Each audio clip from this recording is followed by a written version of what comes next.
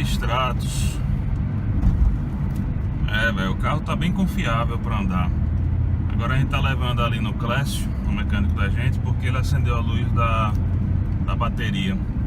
Acredito que seja alguma coisa no alternador, mas tá gerando, pega fácil o carro ficou uma semana parado, bateu de primeira, tranquilo, sem sustos. Só que acender essa luz da bateria a gente vai levar logo pra ver o que é. Mas olha aí, dá pra usar o carro no dia a dia.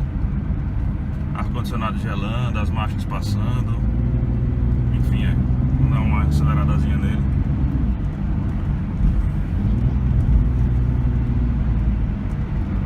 E o Stratos velho de guerra voltando ativa.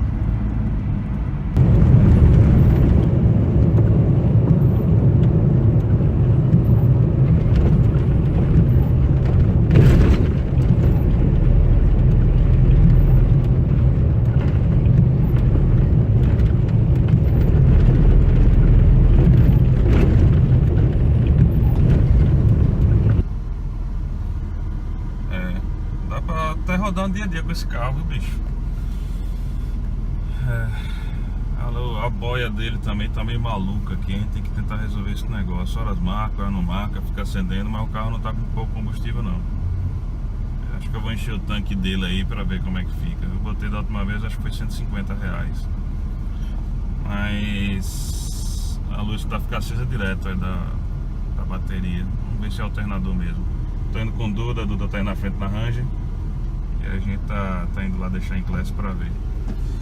Olha que legal, o ar-condicionado desse carro é muito bom, velho. Eu tô com vontade de comprar um daqueles termômetrozinho meio legelé que vem na internet pra colocar aqui, pra ver qual a temperatura que ele chega.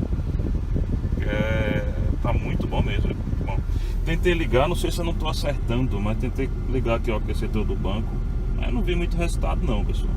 Não sei se não tô fazendo alguma coisa certa, depois tem que dar uma olhada aí, mas não percebi não hoje, mesmo com o ar ligado.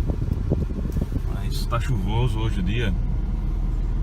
Pra Nordeste hoje tá até um dia frio, deve estar fazendo aí uns 26, 24 por aí, 20, 25 graus. Pra gente é frio, velho. Pra gente é frio, frio mesmo, tá? 26 graus por aí, a gente já começa a ficar com frio aqui no Nordeste. Vamos lá pra Clécio.